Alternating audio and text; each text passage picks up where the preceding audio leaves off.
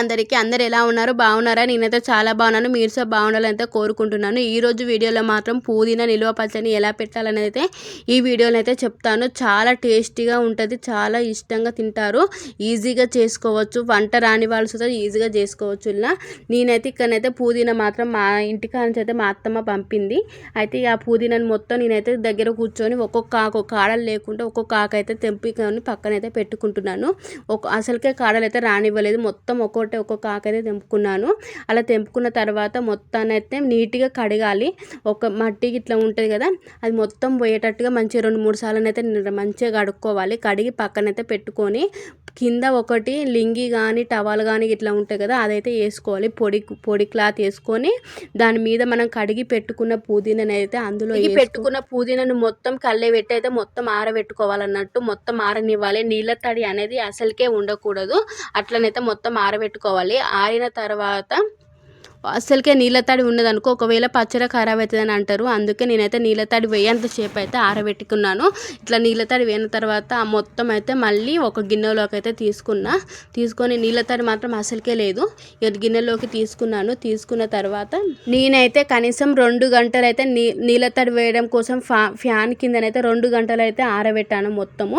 ఇలా నీళ్ళ తడి వేయిన తర్వాత మొత్తం తీసుకొని ఒక గిన్నెలోకి అయితే పెట్టుకొని పక్కన పెట్టి మళ్ళీ తర్వాత పొయ్యి మీద అయితే ఒక చిన్న గిన్నె పెట్టుకొని కొంచెం ఒక స్పూన్ అంతా నూనెనైతే పోసి నూనె వేడైన తర్వాత ఇప్పుడు మనం కడిగి పక్కన ఆరిన పుదీనా ఉంటుంది, పుదీనా మొత్తం అందులో వేసి మొత్తం వత్తులుగానైతే వేపుకోవాలి.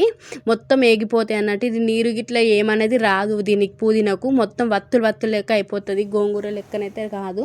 అలా మొత్తం వత్తులు అయ్యేసరికి అయితే అలా వేపుకున్న తర్వాత మొత్తం వేపుకోవాలి. వేపుకున్న తర్వాత దాన్ని అయితే పక్కనైతే పెట్టుకుంటున్నాను. మొత్తం సరిగా వేగలేదు అనుకో, మొత్తం అట్లా పచ్చిగా ఉన్నది అనుకో, మొత్తం వాసన వస్తుంది, స్మెల్ వస్తుంది అన్నట్టుగా మొత్తం వత్తులకే సేమ్ ఇదే విధంగానైతే వేపుకోవాలి.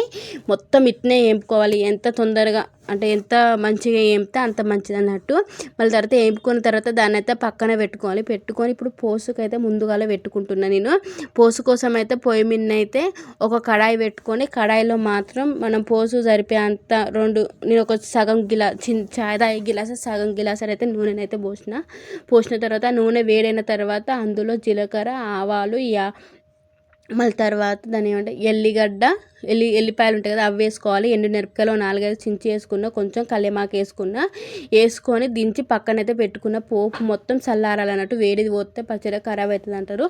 అందుకే చల్లడం కోసం పక్కన పెట్టుకున్నా.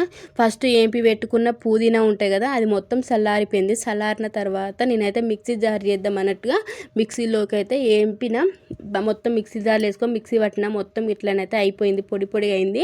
ఇలా అయిన తర్వాత ఇందులోనైతే ఫస్ట్ నేను ఏం చేస్తున్నానంటే రుచికి తగినంత కారం అయితే వేస్తున్నాను. మొత్తం గంత ఉన్నది చూద్దాం, మొత్తం ఉడికి మిక్సీ పడితే కొంచెం అయింది కదా, దానికి తగినంత కారం, రుచికి తగినంత కారము, జీలకర్ర ధనియాల పొడి ఉంటాయి కదా, జీలకర్ర మెంతుల పొడి అది వేయాలి. కొంచెం ఎల్లిగడ్డ వేసిన తర్వాత అందులోనే రుచికి తగినంత ఉప్పు వేస్తుంటే మా ఆయన అన్నాడు కదా గంత వేయకు ఉప్పిసం అవుతుంది అంటే సరేలే అని కొంచెం అయితే వేసినా, సరిపోకపోతే మళ్ళీ వేసుకోవచ్చు అని మొత్తం అయితే కలుపుకోవాలి. అంతా కలవాలి అన్నట్టు, అంతా కలుపుకోవాలి. అన్నీ కలిసి మసాలా ఇట్లా అల్లం వెల్లిగడ్డ పేస్ట్, కారం, ఉప్పు, పుదీనా మొత్తం కలిపేటట్టుగా అన్నీ కలిసిపోయేటట్టుగానైతే కలుపుకుంటున్నా.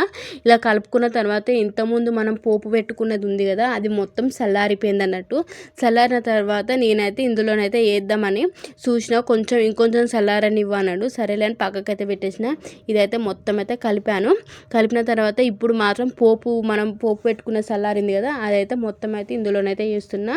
కానీ మొత్తం చల్లారినాకనే వేయాలి, లేకపోతే మాత్రం పచ్చడి ఖరాబ్ అవుతుంది అయితే అన్నాడు మా ఆయనే అని. మొత్తం చల్లారినాకనే ఇందులోనైతే వేసాను. మొత్తం చల్లారిన తర్వాత వేసి మొత్తం నూనె గిట్లా అంతానైతే కలుపుతాను. మొత్తం అన్నీ కలవాలి కదా. కలిపిన తర్వాత ఒక డబ్బా ఉంటుంది కదా, నార్మల్ డబ్బాలోకి అయితే ఎత్తుకున్నాను. ఇలా ఊడ్చిపెట్టుకొని అన్నం లాస్ట్కు మొత్తం పచ్చడి గిట్లా తీసిన తర్వాత అన్నం పెట్టుకొని తింటాం చూసినావా, అది మాత్రం టేస్ట్ బాగుంటుంది, మస్తు ఇష్టం కదా. మా ఆయన అన్నాడు కదా నేనే తింటా నువ్వు తినద్దు అంటే సరేలే అని మా ఆయనకే వేసి పెట్టేసిన. ఇదంతానైతే నేనైతే ఒక డబ్బాలోకి అయితే ఎత్తుకున్న తర్వాత మా ఆయనకు గిన్నె ఇచ్చేసిన. మా ఆయననే తింటా అన్నాడు, సరేలే అని ఊకునేగా.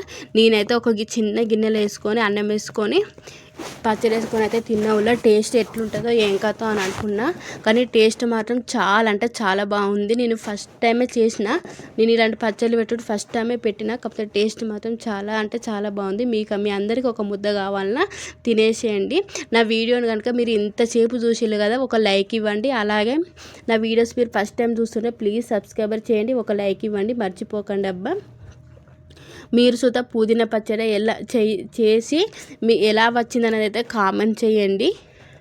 ఇంతే ఇంకా ఈ వీడియో నాకైతే చాలా బాగా నచ్చింది. మీరు సుత ట్రై చేయండి. ఉంటా ఇంకా మళ్ళీ బాయ్.